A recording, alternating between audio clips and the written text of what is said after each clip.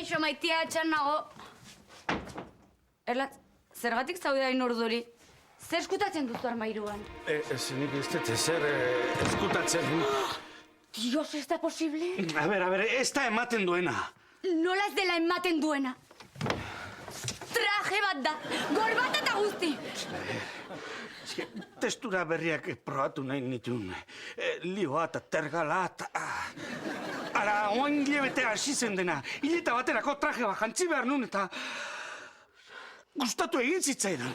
Oso doktore sentitu nintzen. Baina forro polarrak denerako balio du.